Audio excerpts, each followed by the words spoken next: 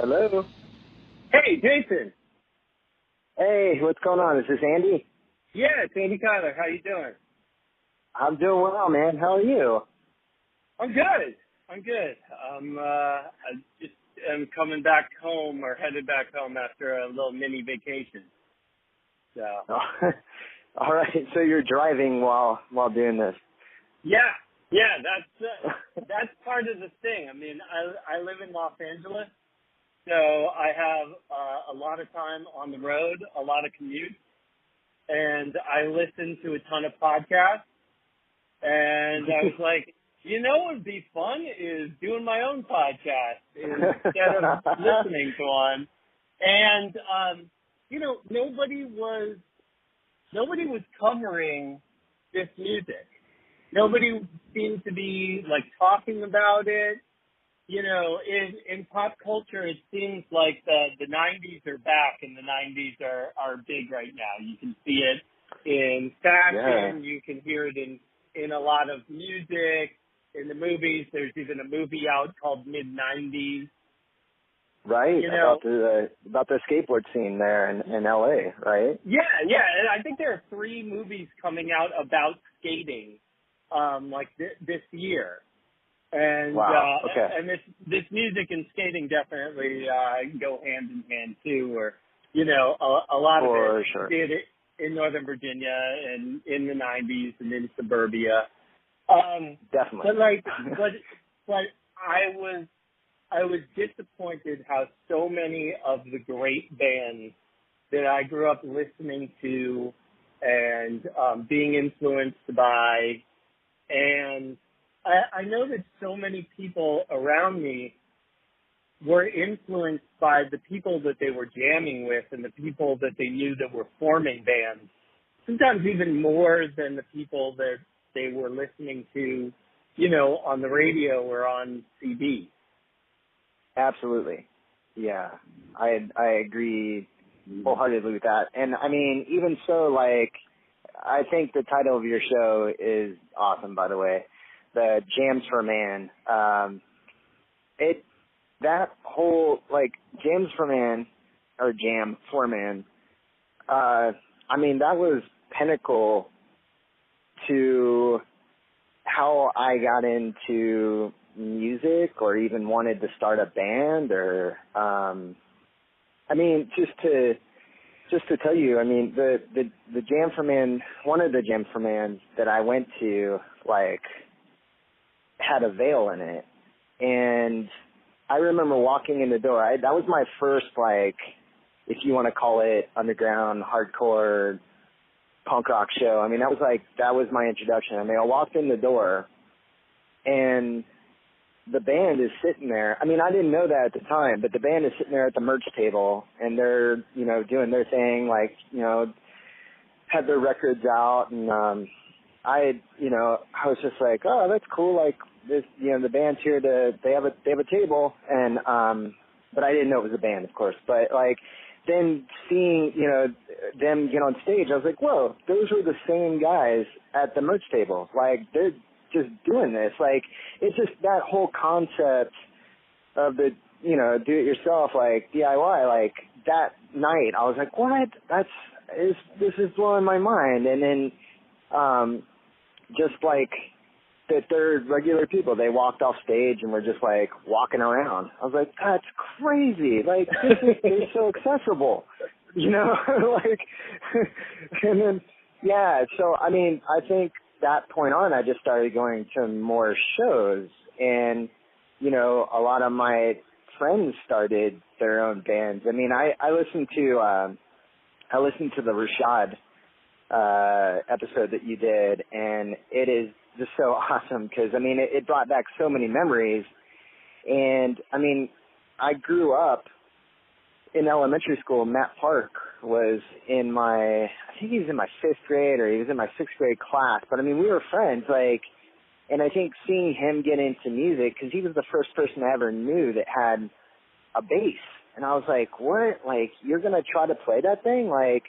It's twice as big as you,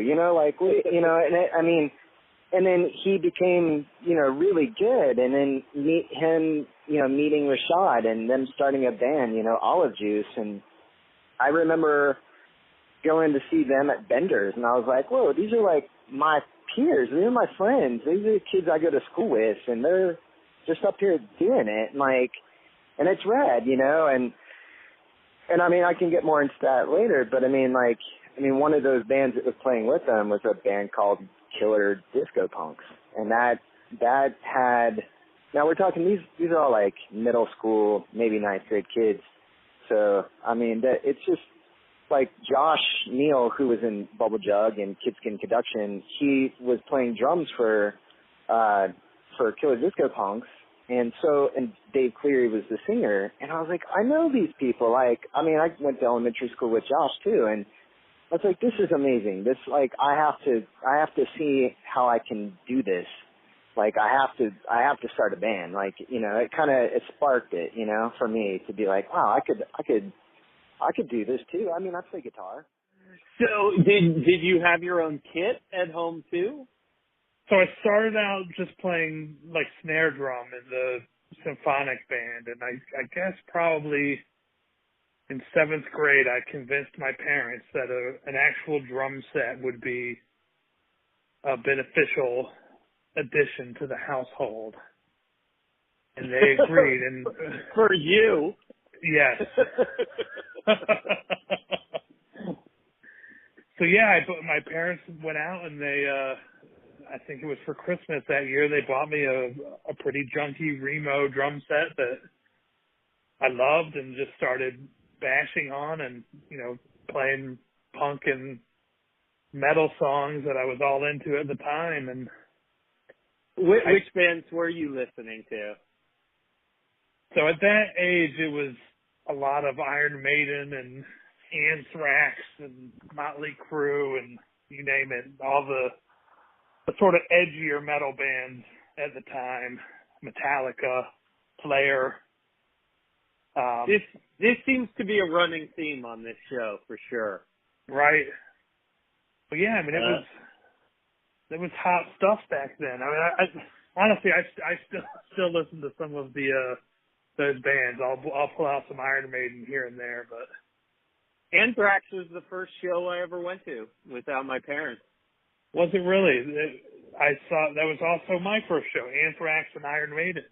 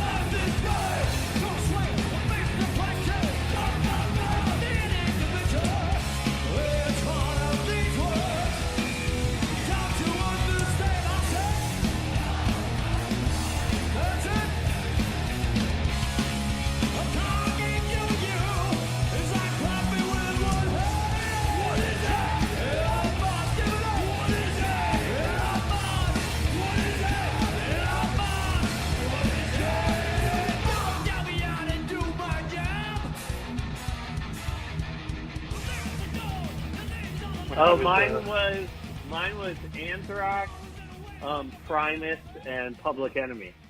Awesome. Yeah, in DC. Yeah, I remember that show. That's amazing.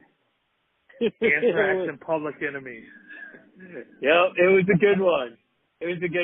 Albeit, I was a little bit more on the Public Enemy side, right, at that point. And when I left the show, I think I was more a fan of Primus than anything. Right. I mean, they were, I felt Primus and I was like, what the fuck just happened? Right. Yeah, they were pretty groundbreaking when they came out. Yeah, I'd never seen anything like that. So, who around you were playing instruments at the same time, and who did you first get a chance to jam with or start bands with? So I grew up in a neighborhood, and my neighbors were actually Jayson Capps. Even back then, I knew Jayson. And Matt Park, who I played with in future bands as an adult, were both, musicians in the neighborhood who played guitar. We would all get together and, jam out to different metal songs. Sort of a rotating cast, nothing real serious, just more of a get together and try to see what we can do. Well, that's awesome. And Matt continues to make music he does. to this day. Yeah. In Germany. Yep. Yeah, it's pretty awesome. And you guys were the building blocks of like 3 or 4 like awesome bands. Right. Basically right there in the neighborhood. Yes, it's pretty amazing when I think back to how we all started, playing Megadeth covers in the basement of my house. So when did you get serious about it? I mean, if you can call it serious. Yeah, so probably in 8th grade, I shifted and I started to get really into the punk and hardcore music. I discovered Fugazi and some of the industrial bands, Skinny Puppy, Ministry. So I sort of moved off from the metal into the underground a little bit, and I'm trying to think when we actually started our first real band. But Dave Cleary, one of the singers from Bubble Jug, and myself, and who just has an insane scream. Like, yeah. He just sounds like a maniac. Right. Undeniable. But we started a band called Killer Disco Punks, KDP, and that was my first real band that actually wrote songs, and we started to actually play some shows. I don't know if you remember a place in Manassas called Vendors. The Cave. Yes, exactly. The Cave. Yes. So we would actually we would play there on occasion. Our parents would drive us out in the van and hang out while we did these little concerts, and we probably played for maybe 2 years as that band, KDP.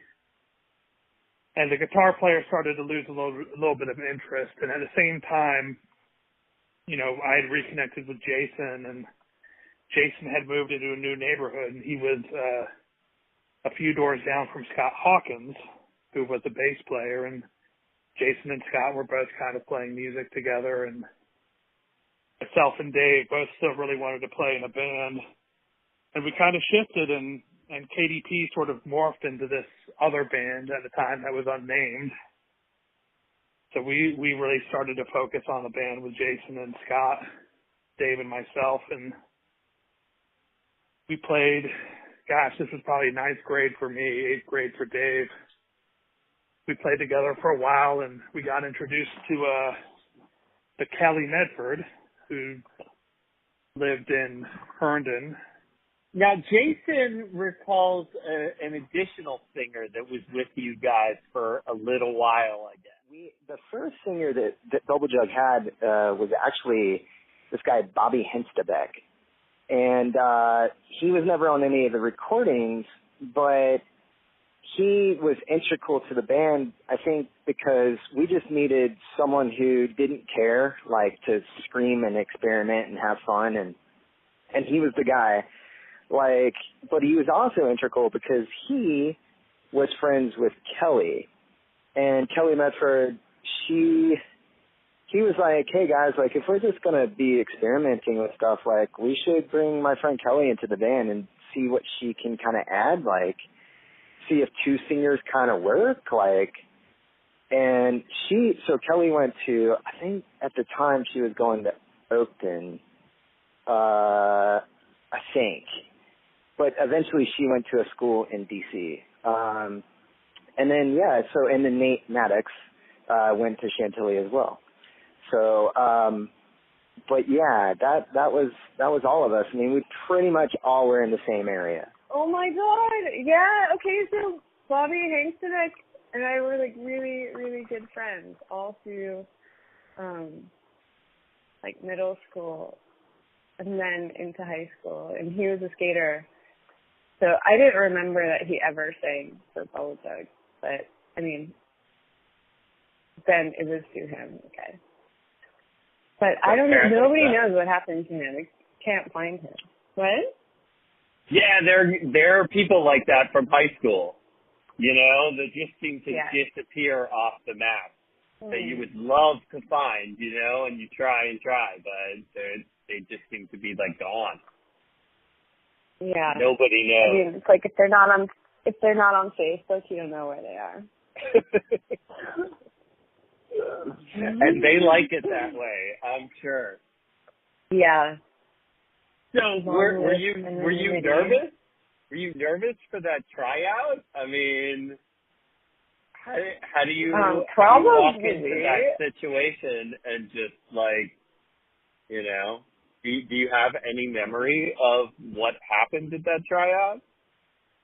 No, except I knew Scott, and obviously Bobby, he was there, but I don't know. I'm sure I was, because I'd never done that before, but I don't remember. I mean, I guess because we ended up spending so much time together. They're basically like, even though we don't really talk or anything anymore, they're like, all those guys are family to me. So it's hard to even imagine not being comfortable around them anymore. But I don't remember. I'm sure I was. I'm sure. I'd never done anything like that. And as a girl just walking into that situation, you had like no hang-ups about being sort of the only girl doing that, or the only girl in the band? I totally never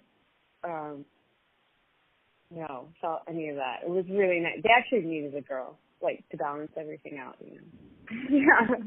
And I don't know, somehow I always imagined that's what I was, like the balancing element, being the only girl. But I never felt like, I don't know, we always just felt like family.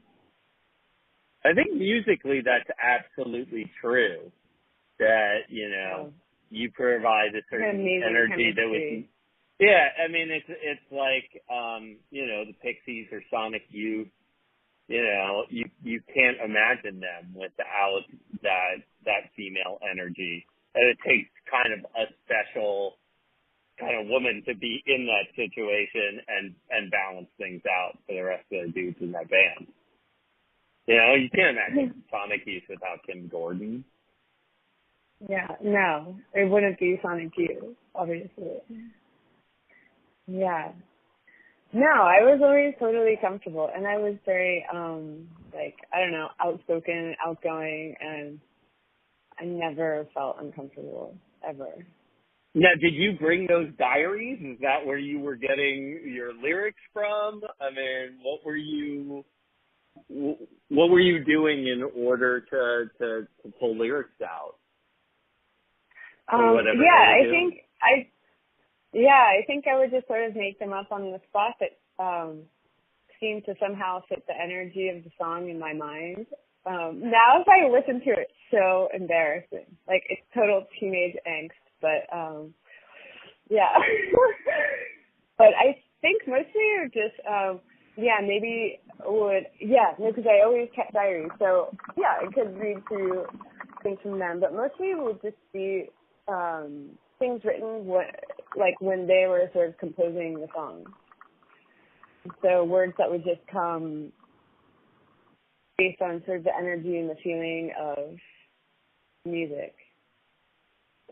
Do you remember any songs that just seemed to come together, like, out of nowhere, like they just happened, like it was destined to happen that way? They're all, because I wasn't a musician, so for me, they all kind of are like that. But I think probably Tom, for sure. And then, I don't know what others, but Tom just immediately comes to mind.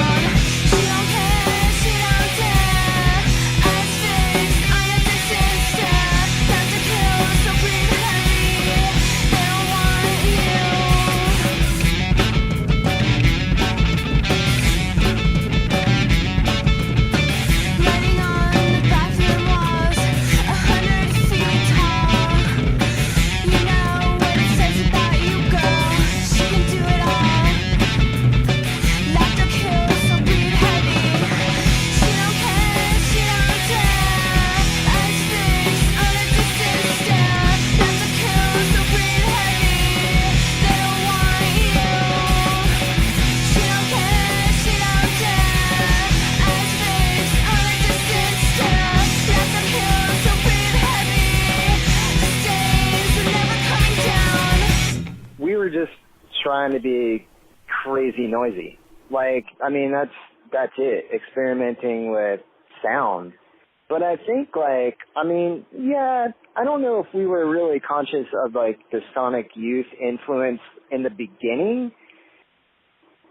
Especially, I mean, I don't know that any of us were, like, heavy into them yet, but I think just because Kelly, I mean, she was always, like, so cool, because she'd already been in, she'd gone to so many shows in DC already. I mean, at that time when we were forming, I don't even know that I had been to a show like at the 930 or Black Hat yet. I mean, I had no exposure to any of that at all. I knew it existed, but it seemed still really foreign. Like, I had no concept of, like, how those bands even get to play there.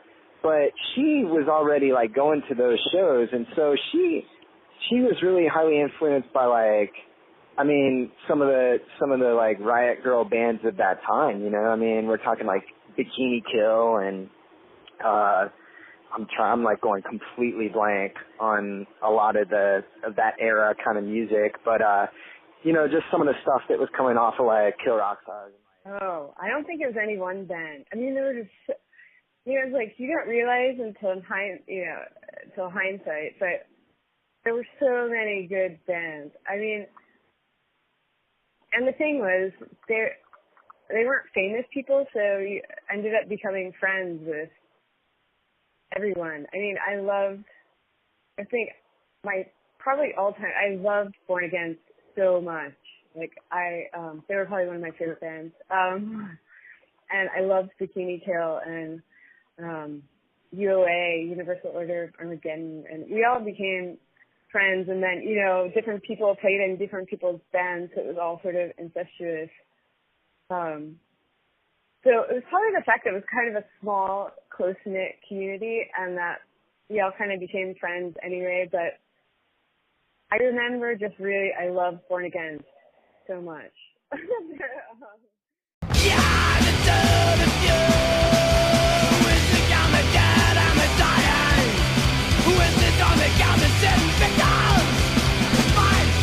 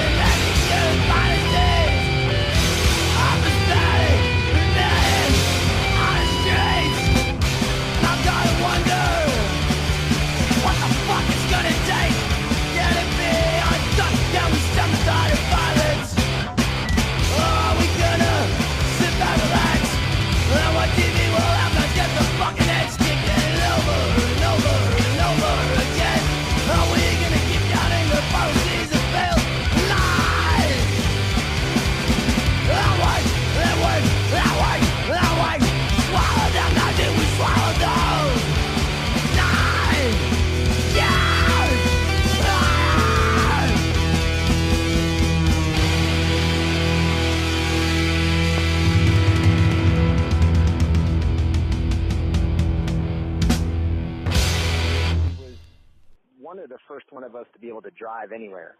And so, like, she would go pick, you know, us up for practice or something like that, and she'd be playing this music in her car, and I'm like, wow, this is really cool. I've never heard some girl just screaming her head off, like, in such a cool way, too, you know, and, like, and so I think that was more of our influence. I mean, even so much so that I think, like, those first, like, basement shows that Bubble Jug did, I mean, we would cover, like, I don't know, Heavens to Betsy or, like, some Bikini Kill stuff. I mean, just because that was what Kelly was familiar with, too, you know, or that we could easily all play together.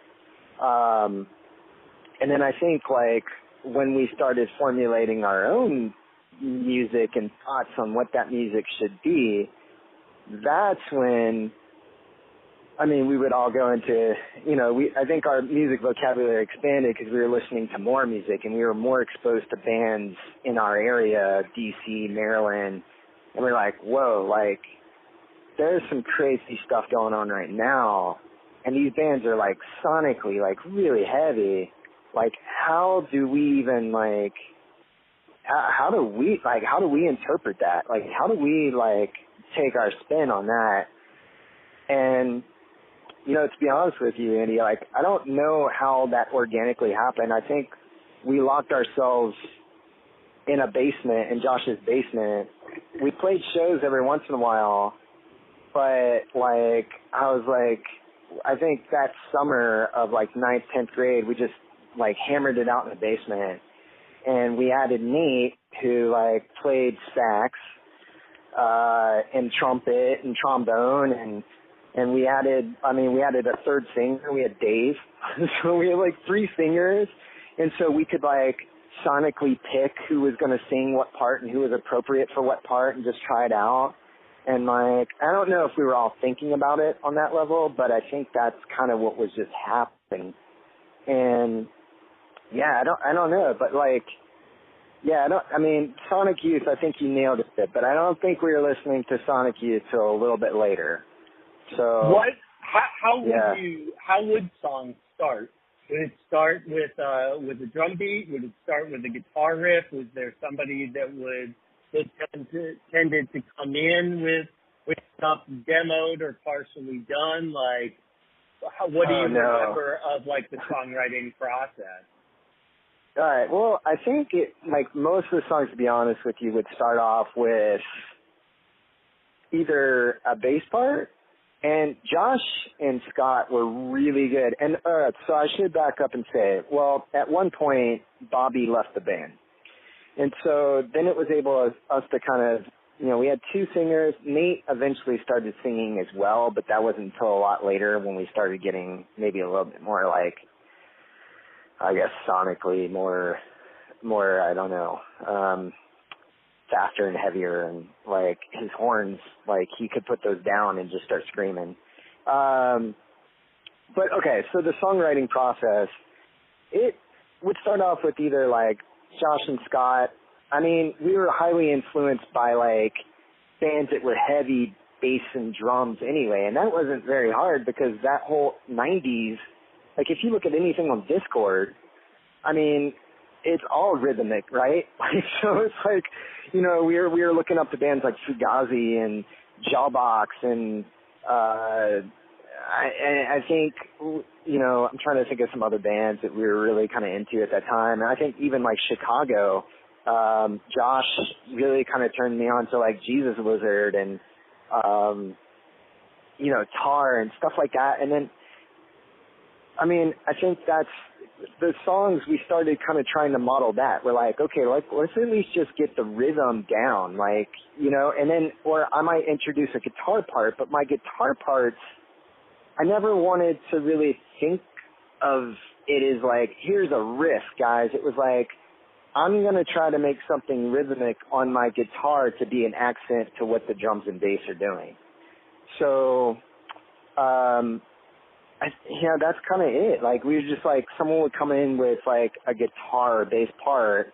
Josh was this crazy amazing drummer. I mean, you listen to the Bubble Jug. I mean, I listen to the Bubble Jug stuff now, and I'm like, that kid was an animal. And I mean, like, you know, he was only when we recorded that first split with Vest Pocket Psalm, I mean, Josh, we were only like maybe 15, 16. I mean, he's just a beast. Like, it was really awesome. And so he could do anything. Like, and he was just super creative. Him and Scott would come up with something really cool and I would just add to it. And then Kelly and Dave, I don't know their whole process, and maybe you can interview them to figure it out, because I could never figure out. They were just so good at just trying. Like, we would be playing something over and over and over again, and they would just try. They would just try to add lyrics to it, and then they'd go back to the pen and just write for a while, and then, like, come back and try to add more, and, like, it just happened organically like that. We had nothing planned out. Nothing was like, hey, guys, it's going to be this, this measure for, we're going to count to this, we're going to do that, here's a recorded part that you can help us out. Like, nothing was planned. It was total chaos. But, like, a certain organized chaos, and it worked.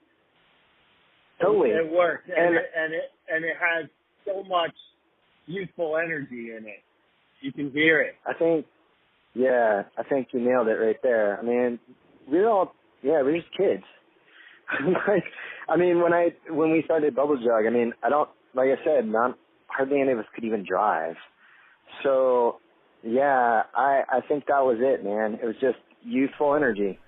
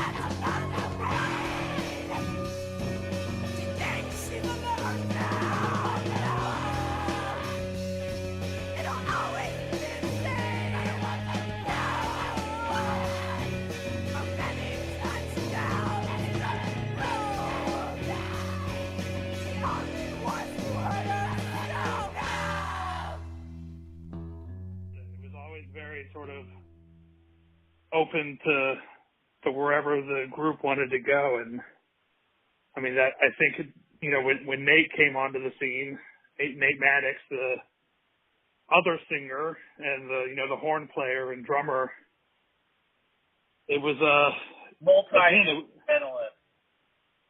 I'm sorry? I was just saying multi-instrumentalist. Right, and really, even that was almost the whole band. Was a nitrogen tank. Right, exactly. But when he came on to the scene with us and started, coming to our practices and just slowly started to make music with us. Again, it was very it just happened. There wasn't any sort of big discussion about, do we add another member? Is this where we want to go? It's just sort of let's roll with it and do what feels good. And it, it worked really well for all of us. It was really very, trying to think of the right word to describe the time there. I mean, it was an evolution, a natural evolution, I guess was how I would put it. there was never sort of a concerted effort to move in a certain direction with any of it. It just kind of came on its own. So how did you guys, what was your first show? Do you remember that even? I'm trying to think. So I know, very early on we did a lot of shows in Kelly's basement, just house shows with local bands. I want to say probably the first real show out at a venue was at the Mountain Lodge in Georgetown. I don't know if you remember that coffee shop sort of facility right there across the Key Bridge. Yeah, right there on M Street. Yep. Yeah, so that was probably our first real concert, and to frame it, at that point, we were still having to have our parents drive us to these shows because none of us had driver's licenses. Well, it must be playing D.C. Oh yeah, it was awesome. We had all gone to see a few shows there already, other punk bands, so this was like a really big deal for us. And playing in the city was quite a change from a little basement show. I mean, Lugnut knew Kelly, so they were like, hey, can we, play some shows with you? And I mean, we played all over with them. I mean, we played basements. We played, I think we played a couple shows. So did you ever go to that place called the Music Store? Yeah, it was totally crazy. It was this weird place back in the industrial section. And to be honest with you, I don't even know how we got a lead to go play there, but it was run by, man, this guy was so awesome. Is a guy named Johnny Ray. And he ran it, the front of the place was a music store, but he just had it was so sparse, a couple of guitars in there and maybe a bass and I don't know, it was just a couple packs of strings and I mean it was not really a music store. But the whole back end of it was this big warehouse. And once we found out about that, we're like, this is it. This is our Chantilly St. Stevenson. This is where all the shows are gonna go down. Because it was so massive. The guy, Johnny, he could care less what kids did there as long as he, got paid. And I remember maybe the first couple of Bubble Jug shows, there was maybe I would say we would be lucky to get I don't know, 50, 70 kids in there, maybe. But then it started growing, and I remember I heard, I was down at Record Convergence, and I saw, that Frodus was playing there. And I was like, whoa, how did they find out about it? And who's this in Frodus? And I had no idea. And, and I was almost about to pass on the show, to be honest with you, but I was telling, I was telling a guy that I worked with, I was like, hey, I don't know, Saturday night I'm going to check out Frodus, this band Frodus. And he's like, oh, Frodus, I know, Shelby. And I was like, what? And he's like, yeah, I go to high school with Shelby. He's really cool. I think you'll like them. I was like, what? Okay, I'll go check them out. I was like, do you even know what kind of music it is? He's like, I have no idea. He's like, they're just cool. Go check them out. So I went and checked them out, and I was like, oh my gosh, these guys are amazing. What the heck? What am I, I had never even heard of them. And they're just in the next town over, essentially. And what time signature are they playing in? Right. Well, and this was the Babe era, right? And so they had I forget that first bass player's name, but I was like, what the hell is going on? They are amazing. And then they had a saxophone player come out and play with them on one song. I forget. It was maybe the Computer song. I don't even know. But I went up to them after the show and I was just like, hey, hey, we have a saxophonist in our band too or something. I was like, you guys are cool. Can we play with you here? And that show, is what is recorded on, I don't know, someone posted the discography, the Bubble Jug discography, a couple places, but on YouTube, like the live show that is on that recording is from that night that we played with them. And it's hilarious because, like, we probably got, like, 200-300 kids into the music store. I mean, because it was, like, our friends, their friends from, like, you know, Springfield and Fairfax and, like, I mean, just totally rad. And, like, then, you know, I just, that was the spark for everything else, too, because then we started playing, like, I mean, playing at Record Convergence and then, like, I don't know that we played anywhere. Maybe we played, I want to say, maybe someplace in Arlington or something with Frodus, but, I mean, we just, you know, walking up to someone and just being like, you know, and I think you nailed it. I think it was the Rashad episode again, is that Record Convergence was kind of the hub. You know, it was like, all right, we got our local record store. I'm looking at the flyers. Who's playing? Where are they playing? Like, cool, rad. Like, I want to play with those bands. How do I play it where they're playing? You know, that kind of stuff. And it was all accessible because you could just, you know, I don't know, call them or walk up to them or something like that, you know. So, I don't know. It's just a neat time, really. The music store. Yeah, we had so many we had a couple, like, I remember the guy that ran it was, like, totally crazy. Maybe he was a heroin addict. I don't remember, but he was really crazy. But that was actually a great space because it had that stage and it's like a big open room run by the crazy guy. What was his name? His name's Johnny.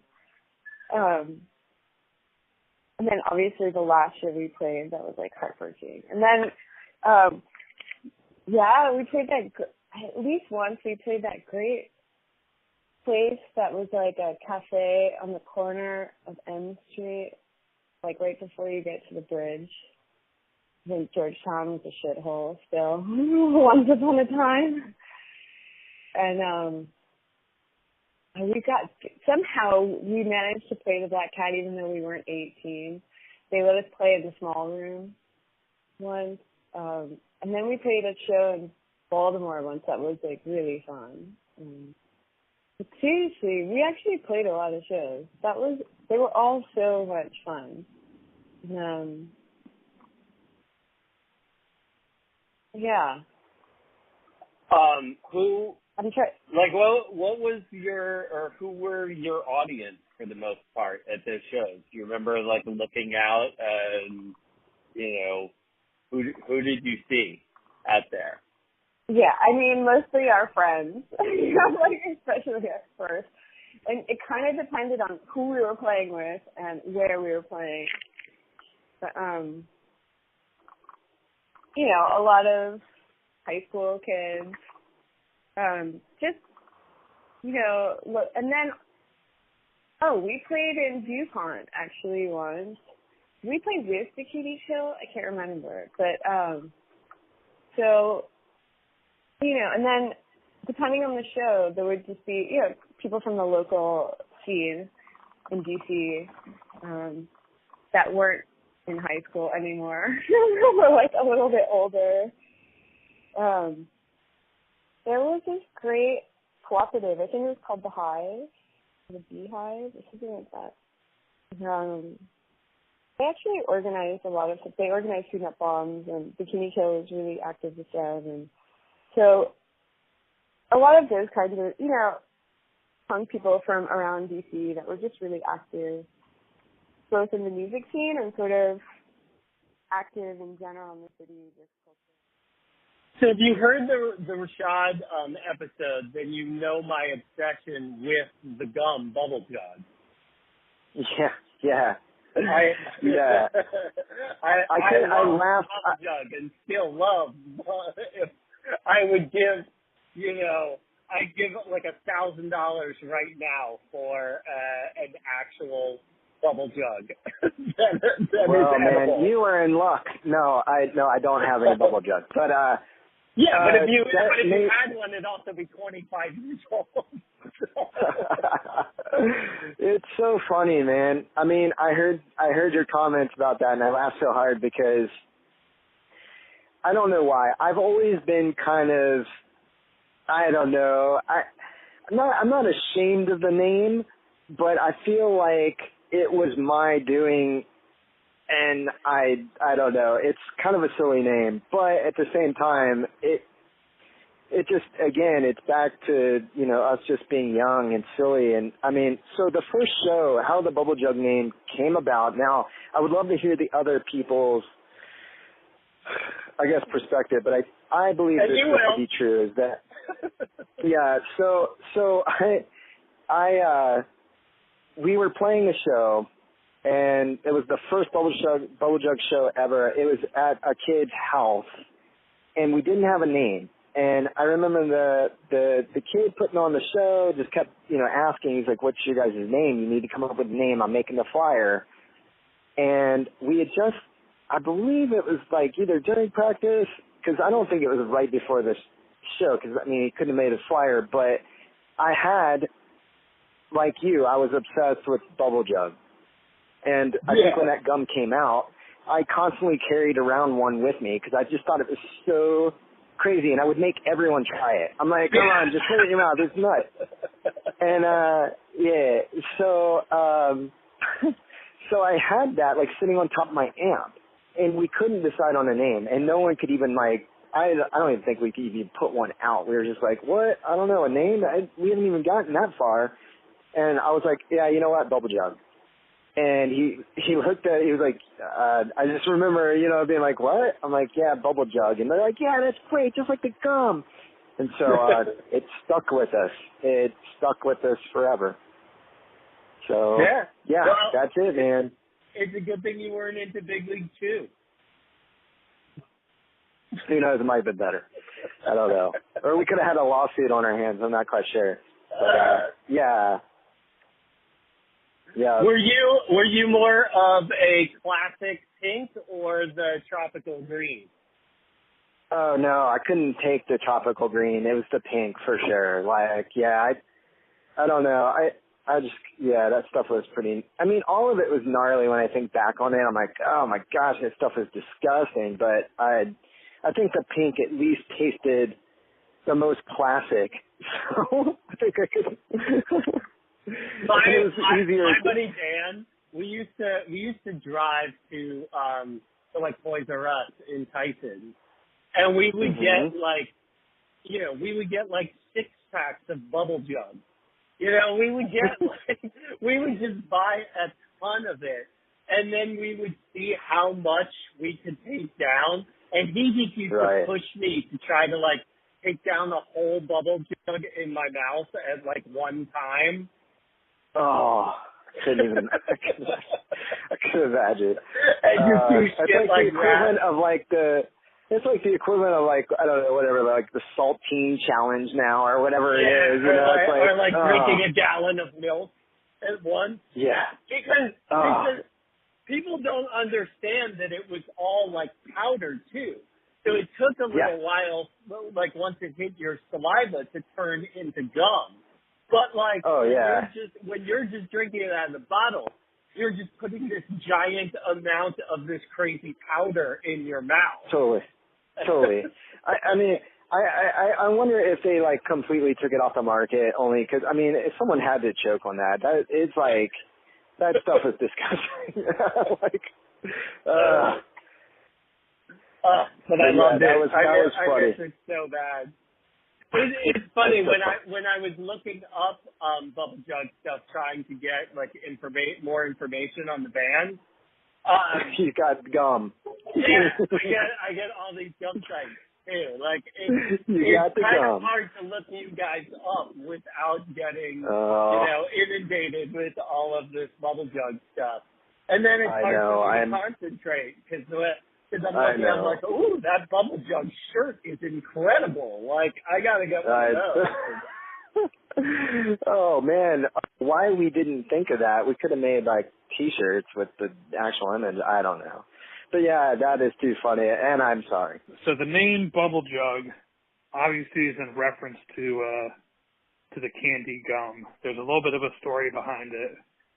We had gotten snowed in at my cousin's house. He lived out in Casanova, Virginia, Christian Quick pretty prominent recording engineer in the area for many years.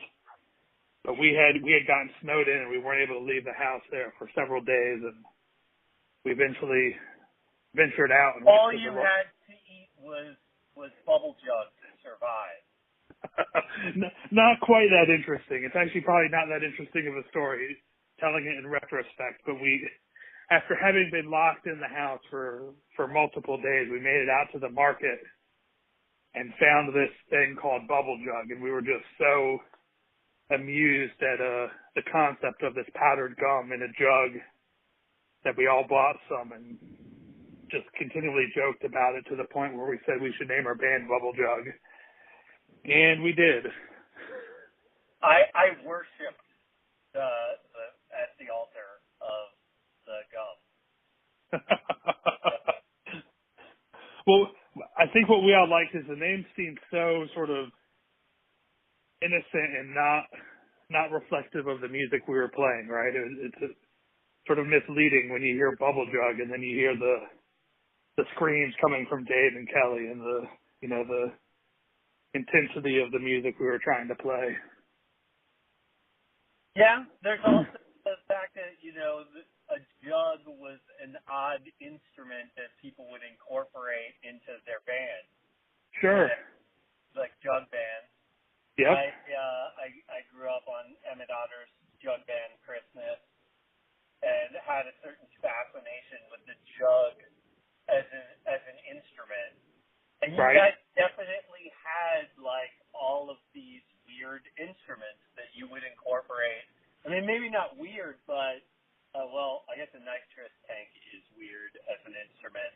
But but you had a lot of eclectic instruments for a punk band, for the kind of band that you guys played in. Yes, and, the nitrous tank was certainly an infamous part of the kit. At one point, we tried to bring an old empty beer keg as a percussion instrument, and that quickly got nixed because of the logistics of trying to drive a keg around, and then B, having a keg and being 16-year-old kids driving late at night in the city. So, there's an old joke about Tom Waits. When he said bring the fender, he really means the fucking fender of the truck. Right. Which makes a pretty good percussion instrument if you can pull it off. Exactly. That's what I'm talking about. So you guys had the name, and then and I didn't realize that Christian was your cousin. Yes. That is convenient that your cousin owns his own recording studio. Quite convenient. So I actually, in parallel to Bubble Jug, I played a lot of music with Christian and my other cousins. And that's, you could say that's sort of where Christian learned the trade of, record engineering was recording stuff in the house that we were just jamming as another band. Now, did Christian ever have his own band? Yes.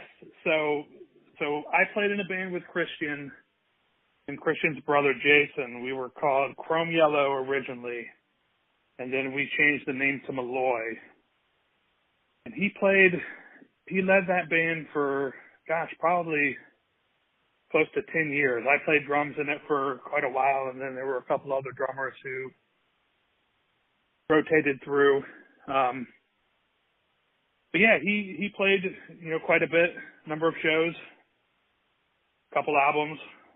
So yeah, it was quite convenient having a close cousin who was quickly becoming a top-notch engineer. So that definitely made it easier for Bubble Jug as a band to start to record our music. I love so many of the bands that he recorded, and so that's amazing stuff that he did. I mean, he's responsible for recording you guys and Kidskin and Lugnut and of course Ugly. Yep, Jarhead. Shout Bust, like that. There's a lot of great stuff. Yep. there. He was quite prolific, and I appreciated his approach of not having a cookie cutter recording methodology. He really sort of crafted unique sounds for each of the bands. Yes. It seems like Christian and Don Piantara, between the two of them, it's pretty much they've recorded everybody. Right. Yep. Yeah, if you weren't recording with one, you were using the other. But you guys actually have another demo that it doesn't sound like it was recorded by Christian at all. It's much heavier and very streamlined. Yeah, so we actually, the first real recording we did, the cassette demo, so Christian had just recently started to set up his studio at Drum and Strum in Warrenton, and we went there and did an evening direct-to-dat recording, basically, where we just played live, tracked it, song by song. So yeah, he actually did all of our recordings, both the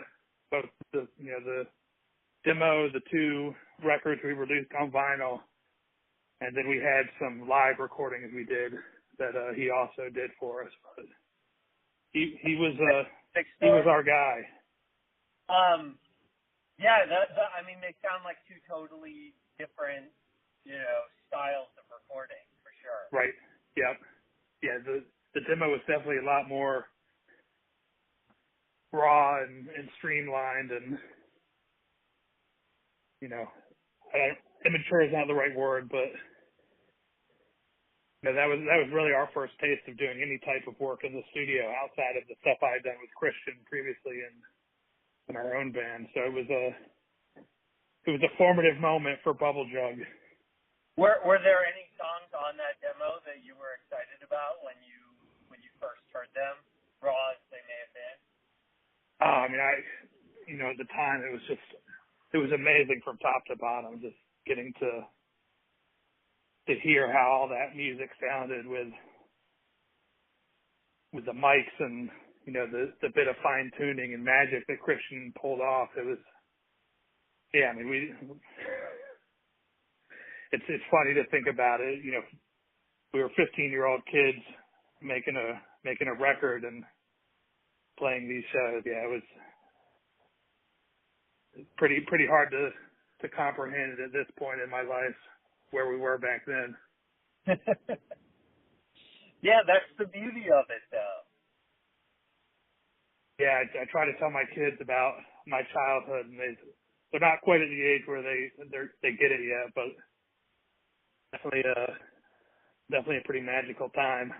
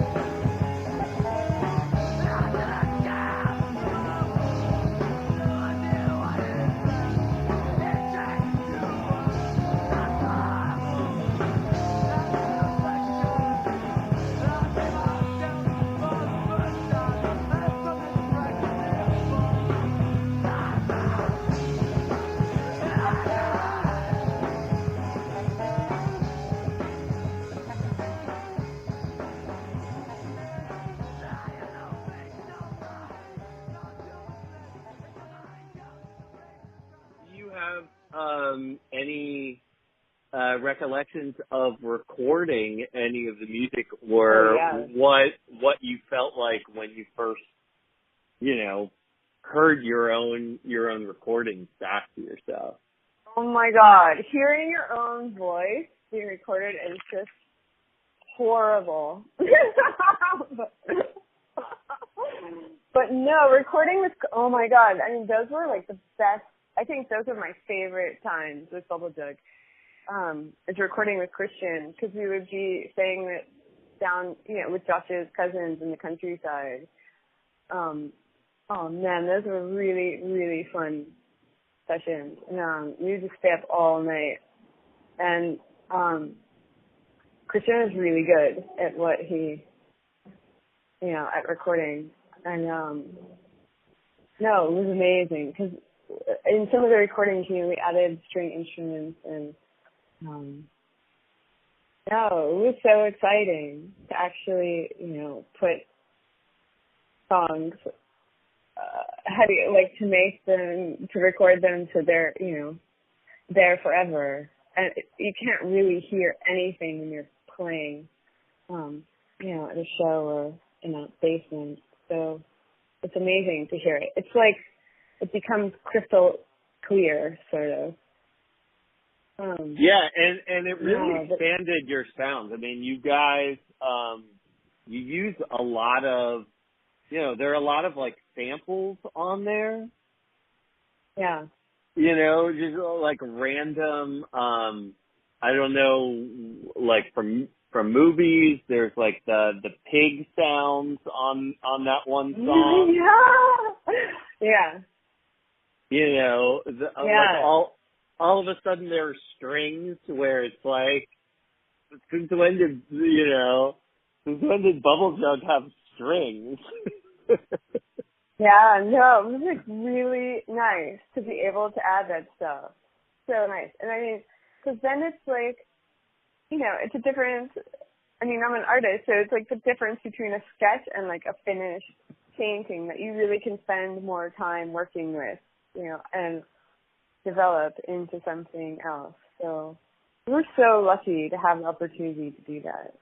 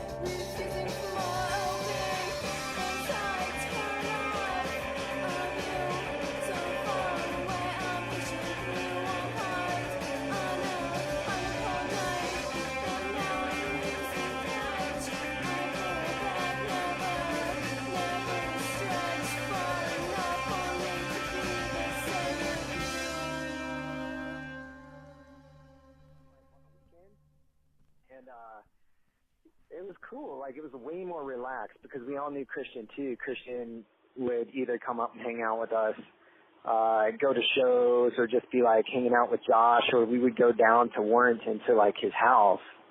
But, yeah, it was, like, way more relaxed.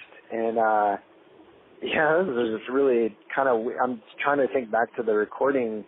But, yeah, all of it was done with Christian. Did you use your own gear, or did you use any of Christian's gear? I think, honestly, well, so for the first split with Thus Pocket Psalm, I did bring down my head, and I brought my guitar.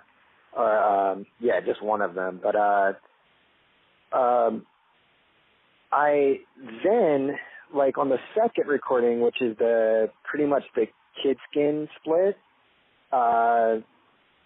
that was going straight. I don't know if Christian had me going straight through the board.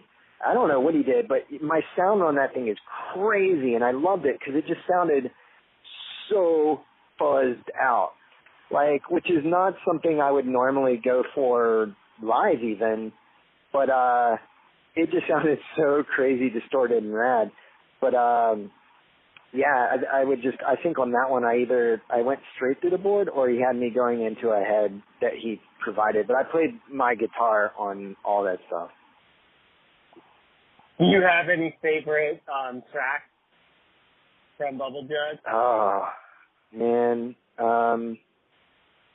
You know, I don't know. It's a hard one. I think, cause like talking either playing live or what I was happy with the recording,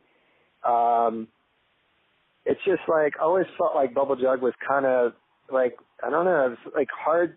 It was hard for us to capture the live sound on record. I mean, Christian did a great job, and I'm happy with it. And there were things on the record that I was like really blown away, because we had someone come in, like Christian knew this celloist who like added a huge dynamic to the first recordings.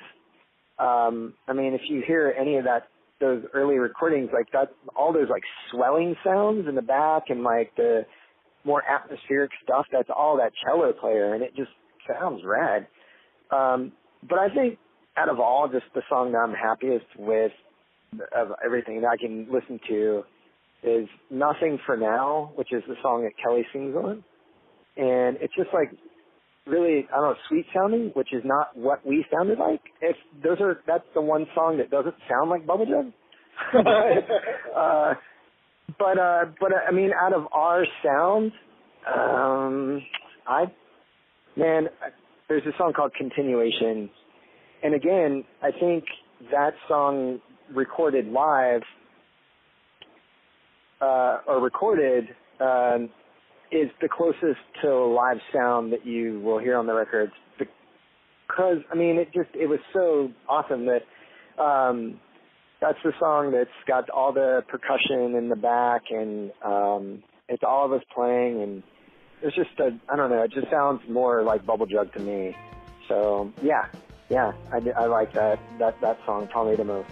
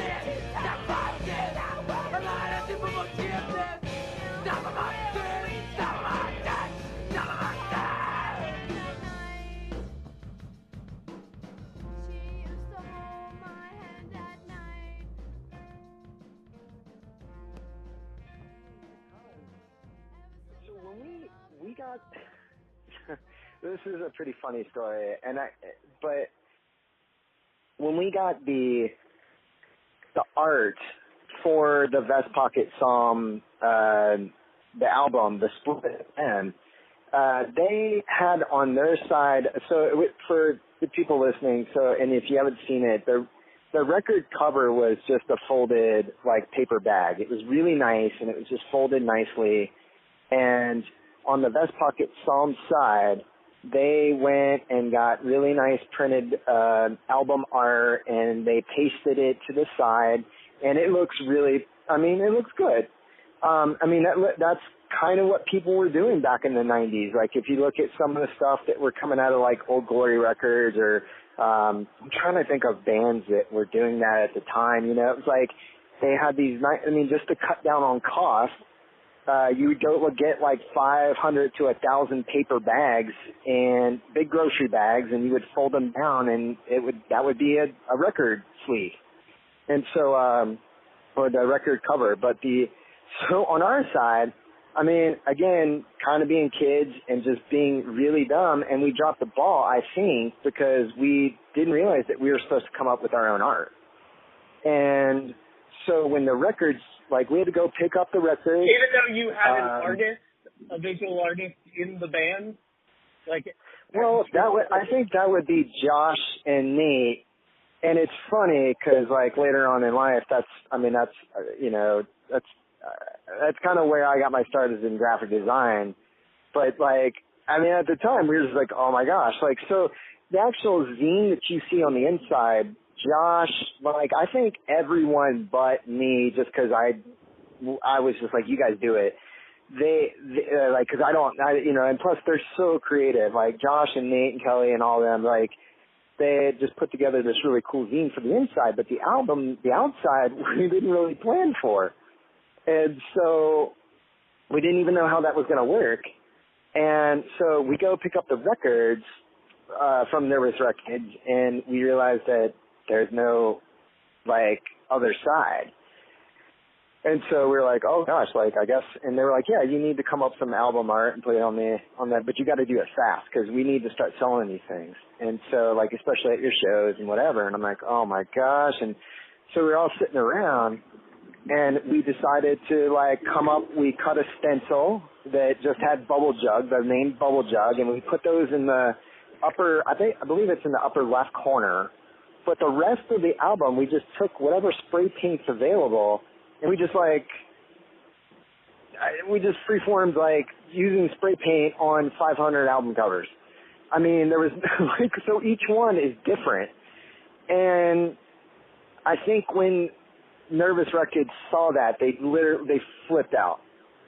They're like, what are you doing? Like, that's crazy. Like, we meant for you guys to do something professional. This is insane. And but I think it makes it unique because each album cover was that. It was unique. And I think people are like, oh, I got the one that has, like, a dot pattern going this way. Or I got one that has an arrow on it. Each one was kind of funny, or we just thought we were being funny.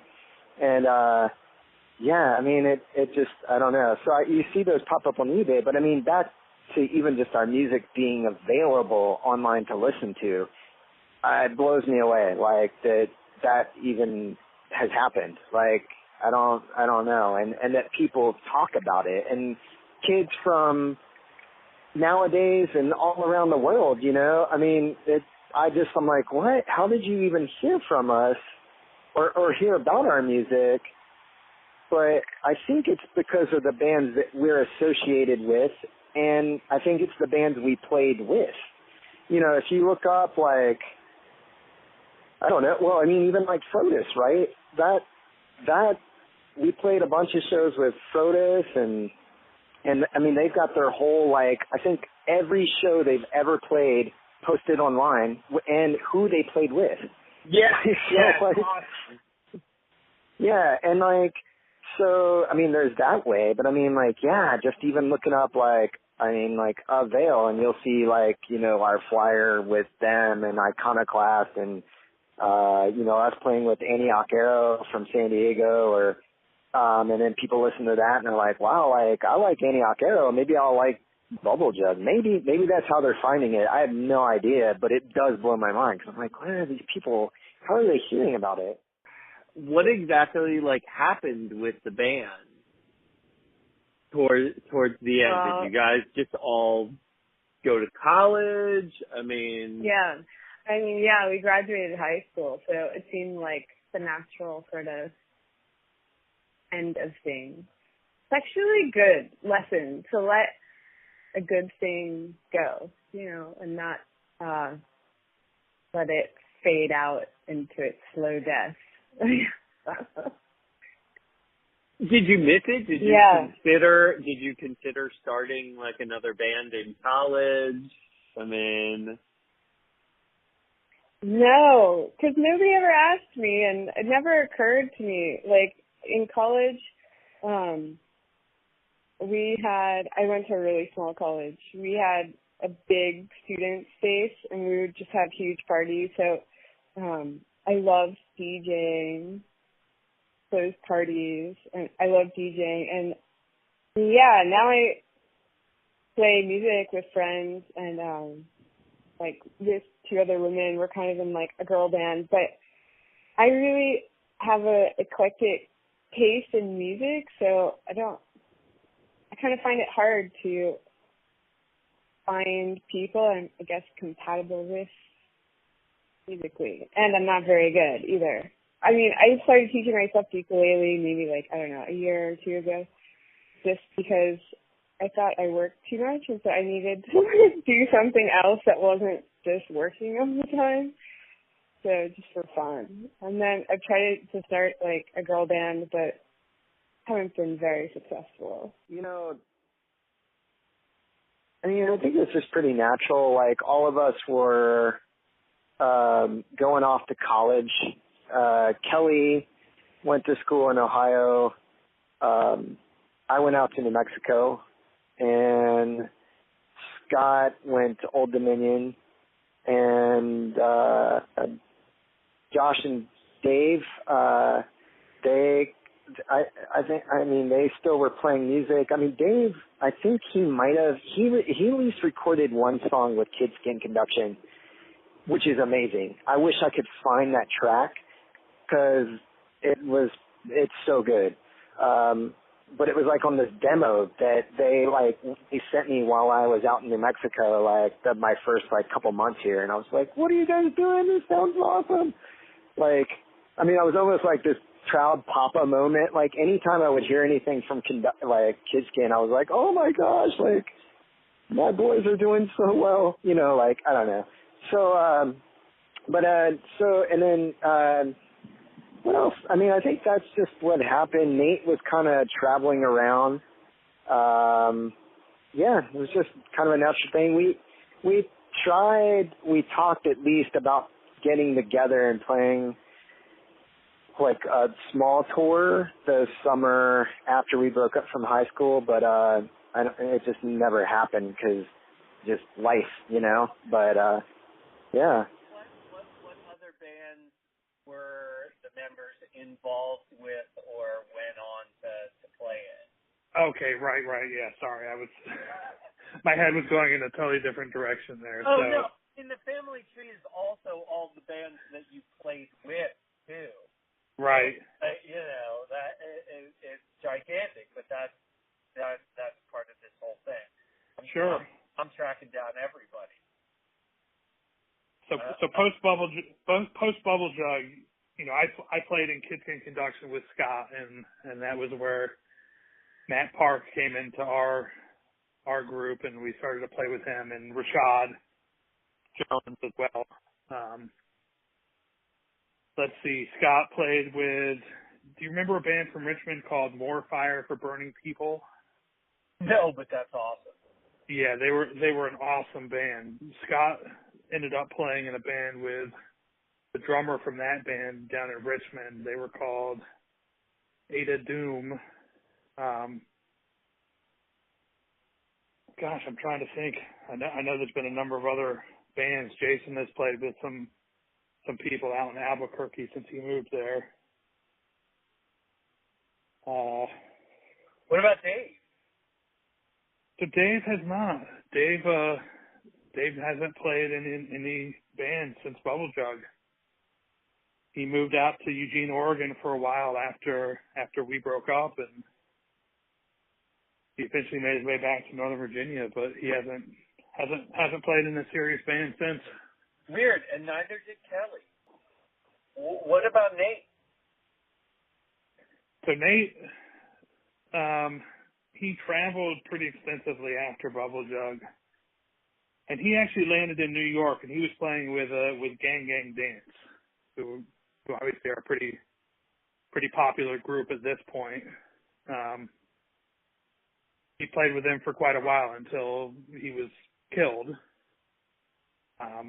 in New York. He was watching a thunderstorm on the roof in Manhattan and got struck by lightning. Jesus Christ. Yeah. So this, gosh, I want to say that was probably 15 years ago at this point. Quite a shock. Yeah.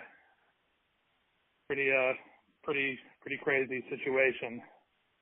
Yeah, most of the musicians we've lost, it was either, drugs or alcohol, suicide, right, stuff like that. Well, I'll give Nate credit, the way he went out, that suits him perfectly. Such a crazy situation. So yeah, Nate.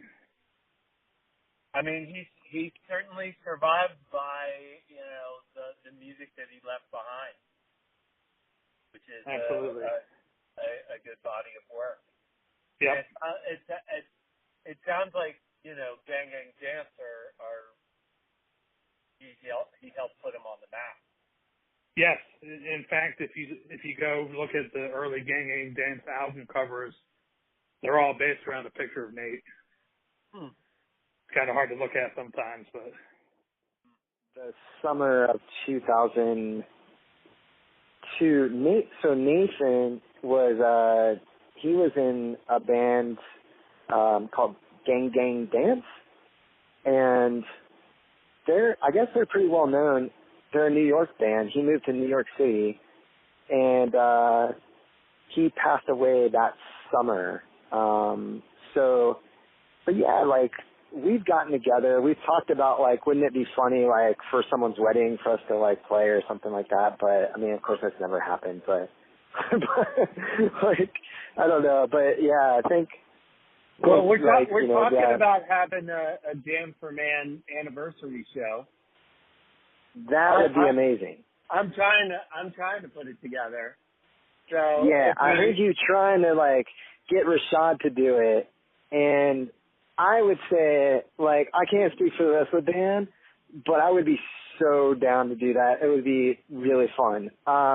Mainly because I don't know, I think it would just be full circle, right? For me, personally, I don't think Bubble Jug ever played a Jam for Man.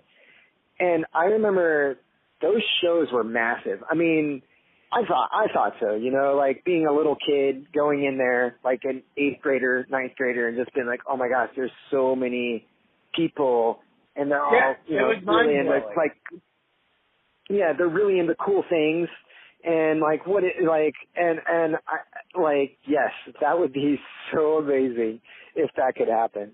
I would really enjoy that for sure. So speaking of just sort of like the DC and DC suburbs, what do you think it was about growing up there that turned out so many great musicians and turned out so many great bands?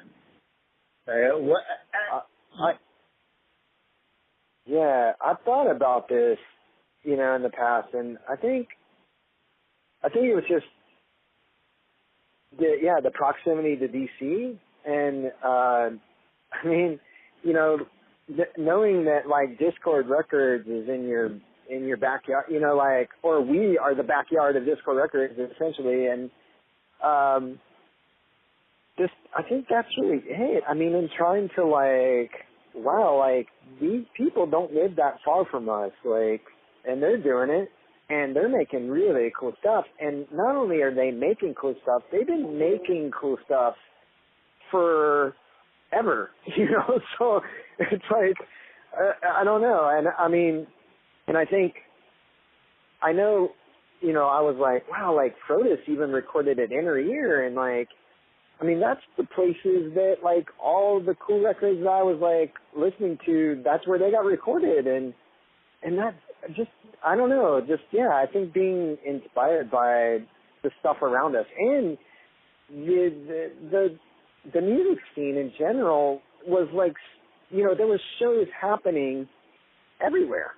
I mean, in people's, you know, in the burbs, it was happening in people's basements. It's happening in little tiny coffee shops to weird like industrial areas, and I mean, at least for us in Chantilly. And then, you know, you move into like Fairfax, and you know, we had Record Convergence, and they started putting on shows. And then I think there was like I forget the name of the coffee place there.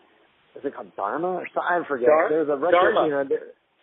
Yeah, they were putting on shows, and then, you know, you go closer and go like Arlington. There was like places in Arlington, and not only that, like there were punk houses like everywhere, like up in Maryland, and so I just think it's just, yeah, the accessibility of the shows, so much going on.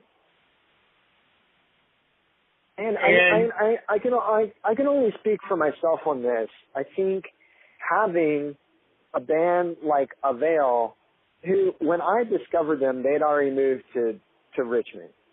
Like, but Me I remember too, buying, unfortunately.